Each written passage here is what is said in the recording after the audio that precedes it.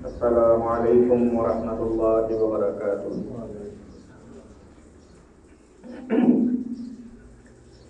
الحمد لله نحمده ونستعينه ونستغفره ونؤمن به ونتوكل عليه ونعوذ بالله من شرور أنفسنا ومن سيئات أعمالنا. من يهده الله فلا مضل له ومن يضلله فلا هادي له. ونشهد أن لا إله إلا الله وحده لا شريك له.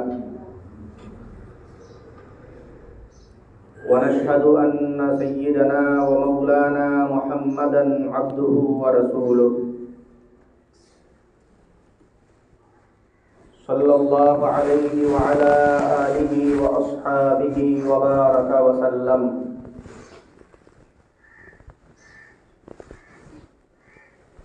أما بعد فأعوذ بالله من الشيطان الرجيم. بسم الله الرحمن الرحيم.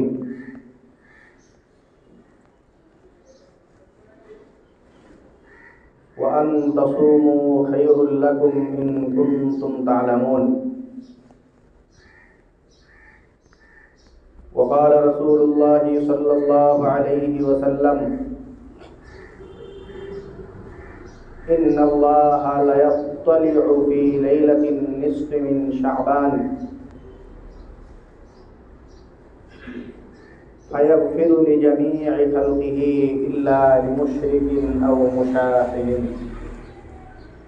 أو كما قال النبي صلى الله عليه وسلم.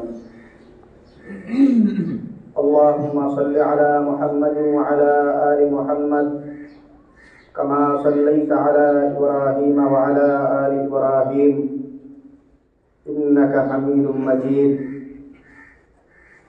اللهم بارك على محمد وعلى آل محمد كما باركت على إبراهيم وعلى آل إبراهيم إنك حميد مجيد.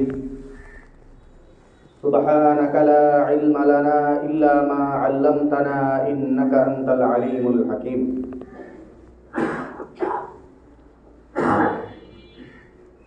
মহান আল্লাহ পাক রব্বুল আলামিনের দরবারে অসংখ্য শুকরিয়া জ্ঞাপন করছি, যিনি আমাদেরকে অন্যান্য জুমার ন্যায় আজকেও জুমার নামাজ আদায়ের জন্য পবিত্র ঘর মসজিদে আসার তৌফিক দান করেছেন। আলহামদুলিল্লাহ। মোহতারাম হাজিরিন, আমরা মহিমান্বিত মাস রমজান মাস থেকে আর 20 দিন দূরে আছি। শাবান মাসের আজকে 10 তারিখ। আজ থেকে 20 দিন পরে গুরুত্বপূর্ণ একটি মাস আমাদের মধ্যে প্রবেশ করবে, আর 4 দিন পরে গুরুত্বপূর্ণ একটি রাত আমাদের মধ্যে আসবে। শাবান মাস এর গুরুত্ব, তাৎপর্য এইসব নিয়ে আমরা কথা বলতেছিলাম। শাবান মাস নবী সাল্লাল্লাহু আলাইহি ওয়াসাল্লাম এই মাসে মানুষদেরকে ইবাদত করানোর জন্য স্মরণ করায় দিতেন। মানুষ যেন এই মাসে গাফেল না হয়ে যায় সেই তাকিদ দিতেন। এবং শাবান মাস আল্লাহ পাক রব্বুল আলামিনের কাছে এই মাসে বান্দাদের আমল আল্লাহর কাছে ফেরেশতারা নিয়ে পৌঁছান।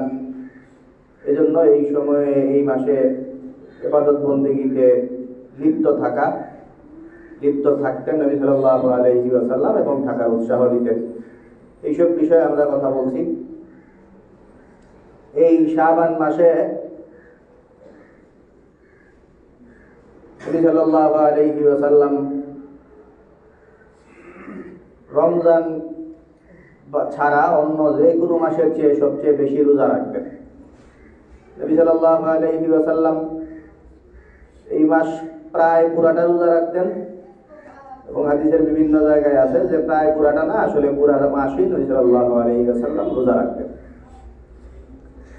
তো এই মাসের গুরুত্ব তাৎপর্য এগুলির মধ্যে সবচেয়ে বেশি মাত্রা যোগ করে একটা বিশেষ রাত, যেটা শাবান মাসের 14 তারিখ দিবাগত রাত, লাইলাতুন নিসফি মিন শাবান, মধ্য শাবানের রজনী, বা আমাদের কাছে যেটা শবে বরাত হিসেবে পরিচিত। আগামী মঙ্গলবার দিবাগত রাত, আজকে 10 তারিখ, মঙ্গলবার 14 তারিখ দিবাগত রাত শবে বরাত। তো আমাদের সামনে এই গুরুত্বপূর্ণ একটি রাত আসতেছে আর 4 দিন পরে শবে বরাত। এই সময়ে কি গুরুত্ব, এই সময়টাতে আমাদের কি করণীয়, তো এই বিষয়ে বিভিন্ন ধরনের বক্তব্য আমাদের কানে বাজে। এই কারণে আমরা একটু বড় সড়ো করে এই বিষয়গুলো নিয়ে কথা বলি সময় সুযোগ মতো। আজকে আমরা যে বিষয়টা সংক্ষেপে বলি, 2টা বিষয় একসাথে আপনাদের সামনে উপস্থাপন করি। শবে বরাত বিষয়ে হাদিসে কি করণীয়, আর শবে বরাত বিষয়ে আমাদের সামনে কি আওয়াজ উঠে, এই 2টা বিষয় একসাথে আপনাদের সামনে আমরা উপস্থাপন করি। শুরুতেই শবে বরাত, এটা শাবান মাসের 15 তারিখ রাত, মধ্য শাবানের রজনী, শাবান মাসের 14 তারিখ দিবাগত যেই রাত, এই রাতটাই হলো শবে বরাত। তো এই রাতে বিভিন্ন ধরনের ইবাদত বন্দেগীতে আমরা লিপ্ত থাকি, পরের দিন অনেকে রোজাও রাখি। তো ওই রাতের কি করণীয়, সেই রাতের করণীয়গুলির জন্য আনুষ্ঠানিকভাবে ওই রাতেও আমাদের এখানে মজমা বসে, এখানে দিনই আলোচনা হয়, সেই সময় আলোচনা করা যায়। পরের দিনের বিষয়টা নিয়ে আমরা একটু কথা বলি। পরের দিনের রোজা বিষয়ে, পরের দিনের রোজার বিষয়ে দুই দিকের বক্তব্য একসাথে আপনারা মাথায় রেখেন। একটা কথা হইল যে শাবান মাসের 15 তারিখে শবে বরাতের রোজা বিষয়ে আলাদা করে কোরআন হাদিসে কোনো বক্তব্য নাই যে শবে বরাতের রোজা রাখলে, 15 তারিখে রোজা রাখলে এই হবে সেই হবে। ওই ধরনের আসলে 15 তারিখ বা শাবান মাসের 15 তারিখে শবে বরাতের রোজা, এই টপিকে কোনো বিশেষ হাদিস নাই, বা কোরআনে কারিমেরও কোথাও নাই রোজা রাখার গুরুত্ব তাৎপর্য বা রোজা রাখো এই ধরনের কোনো কথা। এই যে নাই, এই জিনিসটারে অনেকে এটারে পুঁজি বানায় হাবিজাবি কথা সমাজে ছড়ায় যে কোরআন হাদিসের কোথাও এই শবে বরাত বা শবে বরাতের আমল বা শবে বরাতের রোজা এরকম কিছু নাই, পাওয়া যায় না, এগুলির অস্তিত্ব নাই, এগুলি করা আরো বেদাত, এই বক্তব্য পর্যন্ত অনেকে দেয়। এই বক্তব্য দেয় এই কারণেই যে শাবান মাসের 15 তারিখে বা মধ্য শাবানের রজনীতে শাবান মাসের 15 তারিখে শবে বরাতের রোজা রাখো বা রোজা রাখার কথা, রোজা রাখার গুরুত্ব ফজিলত, এই শিরোনামে শাবানের 15 তারিখ শিরোনামে, শবে বরাতের শিরোনামে কোনো বক্তব্য কোরআন হাদিসে নাই। এই হলো একটা কথা। এর উল্টা পিঠের কথাগুলি এবার শুনেন। এটা একটা পিঠ, শাবান মাসের 15 তারিখে শবে বরাতের রোজা আপনারা কেন রাখবেন সেটা এবার শুনেন। না রাখার কথা তো গেল, না রাখার কথা না থাকার কারণে কি ধরনের কথা পর্যন্ত আমাদের সমাজে আছে সেগুলি গেল। এবার হইল আপনারা কেন রোজা রাখবেন। কারণ শাবান মাসের 15 তারিখ এটা এমন একটা দিন, যেই দিনে তোমরা শবে বরাতের রোজা রাখো এই শিরোনামে কোনো কথা নাই, এটা বাস্তব। কিন্তু শাবান মাসের 15 তারিখে রোজা রাখা, এটা আমরা এই বিষয়টারে বহু ব্যাপক আকারে বুঝায় আনি। জিনিসটা ব্যাপকতা থেকে আস্তে আস্তে এই 15 তারিখের দিকে আসি। কতগুলো জিনিস একসাথে এখানে রোজা রাখার গুরুত্ব একসাথে জমা হয়, খেয়াল করেন। 1 নাম্বার, শাবান মাসের 15 তারিখে রোজা রাখা, এটা নবী সাল্লাল্লাহু আলাইহি ওয়াসাল্লাম এর হাদিস আছে, রোজা রাখলে কি হয়, রোজা রাখলে কি গুরুত্ব, এই বিষয়ে নবী সাল্লাল্লাহু আলাইহি ওয়াসাল্লাম বলেন, মান সামা লিল্লাহি ইয়াওমান বা'আদাল্লাহু বিযালিকাল ইয়াওমি 70 খারিফাম মিনান নার। যেই ব্যক্তি আল্লাহ তাআলার সন্তুষ্টির জন্য একদিন রোজা রাখবে, ওই একদিন রোজা রাখার বদৌলতে আল্লাহ তাআলা তাকে জাহান্নাম থেকে 70 বছরের দূরত্বে সরায় দিবেন। তো খুব সুন্দর কথা, ভালো হাদিস। তো এই তো যে কোনো দিনের রোজা রাখা, এই টপিকে আমরা কেন আছি, শুরুতে ব্যাপারটা একটু ব্যাপক করলাম আর কি, আস্তে আস্তে আমরা শাবানের দিকে আসি। এই হইল রোজা রাখা। 2 নাম্বার, শাবান মাস এর 15 তারিখে রোজা রাখা। তো শাবান মাসের 15 তারিখে রোজা রাখলে এইটা আপনারা শবে বরাতের রোজা যদি রাখেন, এটা কি বলেন আপনারা, এটা কোন মাসে পড়বে এই রোজাটা? আপনারা যদি শবে বরাতের রোজা রাখেন, এই রোজাটা কোন মাসে, রমজানের পড়বে? কোন মাসে? শাবান মাসের রোজা। কোন মাসের রোজা এটা? শাবানে। হাদিসের মধ্যে আছে, আয়েশা রাদিয়াল্লাহু তাআলা আনহা বলেন, বালকানা ইয়াসুমু শাবানা কুল্লাহ। নবী করিম সাল্লাল্লাহু আলাইহি ওয়াসাল্লাম এই প্রায় না, পুরা শাবান মাসেই রোজা রাখতেন। তাহলে কি মনে হয়, নবী সাল্লাল্লাহু আলাইহি ওয়াসাল্লাম কি শবে বরাতে রোজা রাখতেন না রাখতেন না? পুরা শাবান মাস রোজা রাখতেন, শবে বরাতে রাখতেন না। তো আনুষ্ঠানিক এই শিরোনামে শবে বরাতে রোজা রাখো, নবী শবে বরাতে রোজা রাখতেন, এই শিরোনামটা নাই আমাদের কাছে, এটা বাস্তবতা। কিন্তু শবে বরাতের ওই দিনে নবী সাল্লাল্লাহু আলাইহি ওয়াসাল্লাম অবশ্যই রোজা রাখতেন, কারণ পুরা শাবান মাসেই নবী সাল্লাল্লাহু আলাইহি ওয়াসাল্লাম রোজা রাখতেন। 3 নাম্বার, শাবান মাসের এই শবে বরাতের যে রোজা, এটা শাবান মাসের রোজার মধ্যে পড়ে। এজন্য শবে বরাতের শিরোনামে রোজা না থাকলেও শাবানের শিরোনামে রোজার যে গুরুত্ব, সেই গুরুত্ব শবে বরাতের মধ্যেও আছে। আর 3 নম্বর যে বিষয়টা, সেটা হলো শবে বরাতের যে রোজা রাখেন আপনারা, এটা শাবান মাসের কয় তারিখে রাখেন? 15 তারিখে রাখেন। শবে বরাতের রোজাটা রাখা হয় 15 তারিখে, যারা শবে বরাতের রাখেন। তো হাদিসের মধ্যে আছে, নবী সাল্লাল্লাহু আলাইহি ওয়াসাল্লাম বলেন যে যেই ব্যক্তি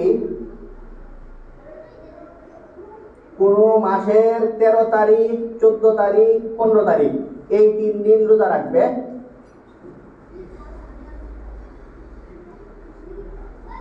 প্রত্যেক মাসের 13, 14, 15 এই 3 দিন রোজা রাখলে আল্লাহ তাআলা তাকে আজীবন রোজা রাখার সওয়াব দান করবেন। সুবহানাল্লাহ। তো এটার একটা অঙ্ক আছে, সহজ অঙ্ক, কোরআনে কারীমের আয়াত আছে, মান জাআ বিল হাসানাতি ফালাহু আশরু আমসালিহা। যে ব্যক্তি একটা নেক কাজ করে, একটা নেক কাজ করলে আল্লাহ তাআলা তাকে এর বদলা 10 গুণ সওয়াব দেন। একটা নেক কাজ করলে, একটা ভালো কাজ করলে আল্লাহ রাব্বুল আলামিন 10 গুণ সওয়াব দান করেন। তো 10 গুণ সওয়াব যদি দান করেন, তাহলে প্রতি মাসের 13, 14, 15 3 দিন রোজা রাখলে 3 10 30, তো 30 দিন রোজা রাখার সওয়াব। এই ঘটনা তো সব মাসেই করার কথা, সব মাসেই তো 3 দিন রোজা রাখার ফজিলতের কথা আছে। তো এক মাসের রোজা রাখলে ওই মাস পুরাটা কভার করে, পরের মাস পুরাটা কভার করে, ওরকম প্রতি মাসে 3 দিন করে রোজা রাখলে ওই রকম সারা বছর রোজা রাখার যে ফজিলত সেটা পাওয়া যায়, এই অঙ্ক আর কি। তো এই কথাটাই নবী সাল্লাল্লাহু আলাইহি ওয়াসাল্লাম বলছেন যে কোনো ব্যক্তি প্রতি মাসে 13, 14, 15 তারিখে রোজা রাখলে আজীবন রোজা রাখার সওয়াব থাকে আল্লাহ তাআলা দেন। তো এটা হলো এই মাসের মাঝখানের 3 দিন রোজা রাখার একটা ফজিলত। আবু হুরায়রা রাদিয়াল্লাহু তাআলা আনহু এই ফজিলতটাকে এত বেশি ধারণ করতেন, উনি বলেন, আউসানি খালিলি বিসালাসিন লা আদাউহুন্না হাত্তা আমুতা। তো আমরা তো একটা হাদিস আপনাদের শুনাইলাম আপনাদের এই মাসের মাঝখানের 3 দিন রোজা রাখার ব্যাপারে। তো মাসের মাঝখানের 3 দিন রোজা রাখার ব্যাপারে আবু হুরায়রা রাদিয়াল্লাহু তাআলা আনহু উনি নবী সাল্লাল্লাহু আলাইহি ওয়াসাল্লামের কাছ থেকে এত বেশি বক্তব্য শুনছেন, আর নবী সাল্লাল্লাহু আলাইহি ওয়াসাল্লাম এত বেশি গুরুত্ব আরোপ করছেন যে উনি বলছেন যে নবী সাল্লাল্লাহু আলাইহি ওয়াসাল্লাম আমারে 3টা বিষয়ে ওসিয়ত করে গেছেন। তিনটা বিষয়ে ওসিয়ত করে গেছেন, এরকম ওসিয়ত করে গেছেন যে আমার কাছে এটার গুরুত্ব এতভাবে বর্ণনা করছেন নবী সাল্লাল্লাহু আলাইহি ওয়াসাল্লাম যে আমি মৃত্যুর আগ পর্যন্ত এই তিন জিনিস আর বাদ দিতাম না। আওসানি খালিলি বিসালাসিন লা আদাহুন্না হাত্তা আমুতা। তিন জিনিসের একটা হইল রাকাতাই যুহা, চাষের সময় 2 রাকাত নফল নামাজ পড়া। এই হলো একটা। দ্বিপ্রহরের সময়, এই দ্বিপ্রহরের সময় 2 রাকাত নফল নামাজ পড়া, এটা আল্লাহ পাক রব্বুল আলামিনের নৈকট্যশীল বান্দা যারা, আওয়াব যারা, আল্লাহ তাআলার কাছের প্রিয় বান্দা, এদেরকে আল্লাহ তাআলা এই সময় 2 রাকাত নামাজ পড়ার তৌফিক দান করেন। এই সময়ে আল্লাহ তাআলার নৈকট্যশীল বান্দাদের আল্লাহ তাআলা 2 রাকাত নফল নামাজ পড়ার আদেশ দিয়েছেন। তো এই 2 রাকাত নফল নামাজ নবী সাল্লাল্লাহু আলাইহি ওয়াসাল্লাম এই পর্যায়ে গুরুত্ব আরোপ করতেন যে এটা মৃত্যু পর্যন্ত আমার আর বাদ দেওয়া সম্ভব না, এটার এত বেশি গুরুত্ব আমি দিচ্ছি। 2 নাম্বার হলো ওয়া নাউমিন আলা বিতরিন, ঘুমের আগ মুহূর্তে বিতির নামাজ আদায় করা। তো বিতিরের নামাজ এটা ঘুমের আগ মুহূর্তে আদায় করার নামাজ।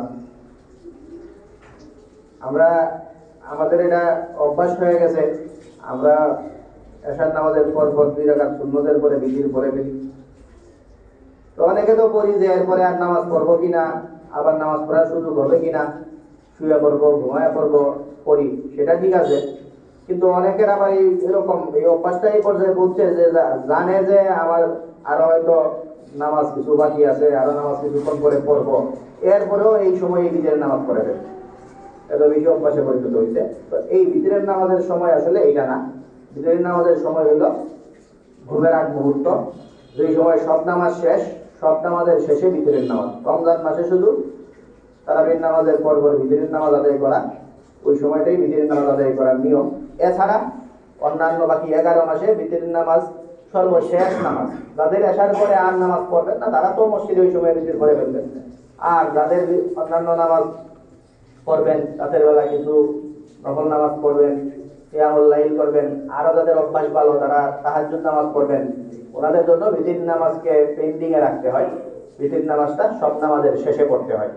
তো বিতির নামাজটা ওই জায়গায় না পড়ে সব নামাজের শেষে ঘুমের একদম আগ মুহূর্তে, এমনকি ঘুমের আগ মুহূর্তে না, ঘুমায়া গেলেও যাদের ফজরের ওয়াক্ত হওয়ার আরো কিছুক্ষণ আগেই উঠার অভ্যাস আছে, এরা ঘুমায়ও যাবে বিতির নামাজ না পড়ে, উঠা তারপরে ওই ফজরের ওয়াক্ত হওয়ার আগে বিতির নামাজ পড়ে নেবে। এই হলো বিতির নামাজের নিয়ম। তো এই নিয়মে বিতির আদায় করা, এই নিয়মটায় বিতিরের নামাজ আদায় যেন করি, এই তাকিদটা নবী সাল্লাল্লাহু আলাইহি ওয়াসাল্লাম আমাকে দিয়ে দিয়েছেন, এবং এটা এই ওসিয়তটাও করে গেছেন। এটাও আজীবন ধরে রাখার মতো একটা কাজ আমাদের নবী সাল্লাল্লাহু আলাইহি ওয়াসাল্লাম বলে গেছেন, এটাও আমি আজীবন ধরে রাখবো, মৃত্যুর আগ পর্যন্ত এটা বাদ দিব না। 2টা। আর 3 নাম্বার নবী সাল্লাল্লাহু আলাইহি ওয়াসাল্লাম বলেন, আবু হুরায়রা রাদিয়াল্লাহু তাআলা বলেন যে 3 নাম্বারে যে ওসিয়তটা করতেন সেটা হলো সিয়ামু সালাসাতি আইয়ামিন মিন কুল্লি শাহরিন, প্রতি মাসে 3 দিন, মাঝখানে 13, 14, 15 এই 3 দিন যেন আমি রোজা রাখি, এই ওসিয়ত নবী সাল্লাল্লাহু আলাইহি ওয়াসাল্লাম আমাকে করেছেন।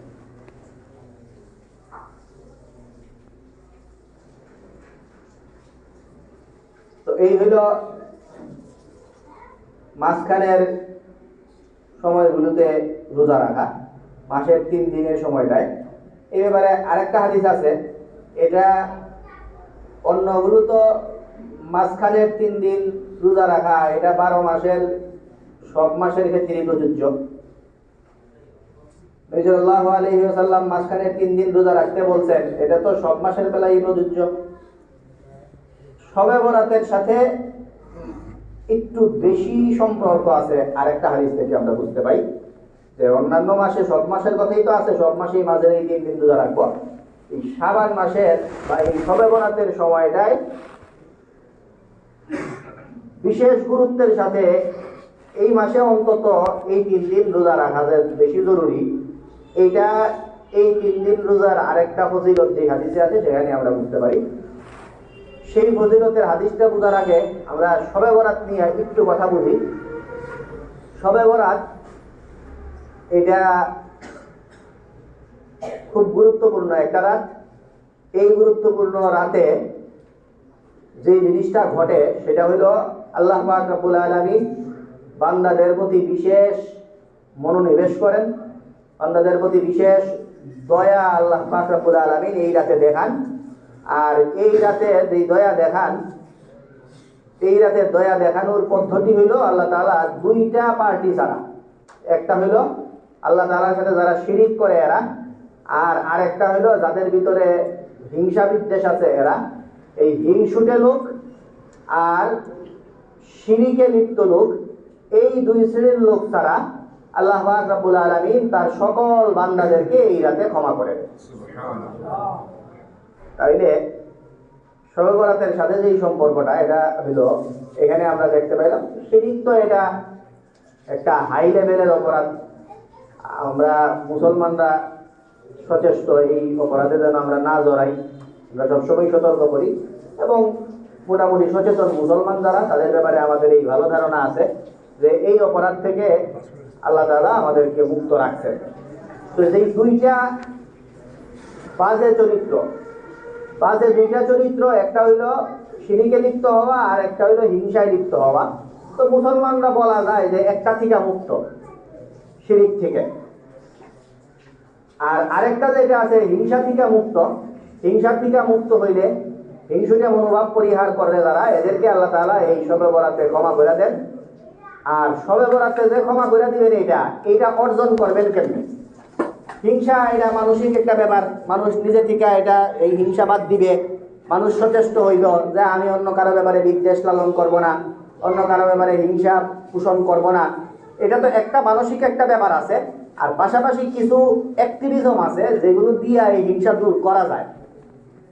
মনস্তাত্ত্বিক একটা ব্যাপার, মনে মনে সংকল্প করা হিংসা দূর করার জন্য।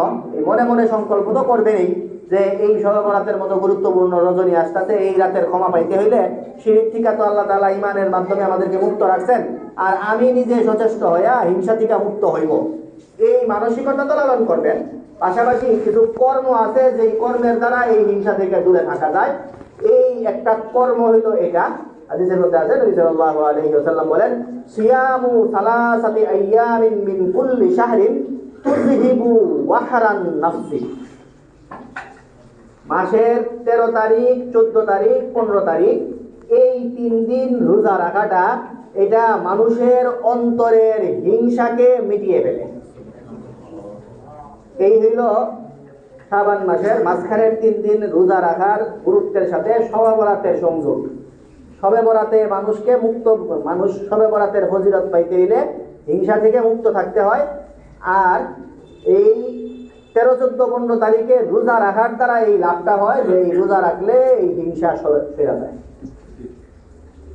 তো এই হইল 12 মাসের সব মাসে এই 3 দিন রোজা রাখার গুরুত্বটা আমরা স্বীকার করি, কিন্তু এই শাবানে রোজা রাখাটা এটা বেশি তাৎপর্যপূর্ণ।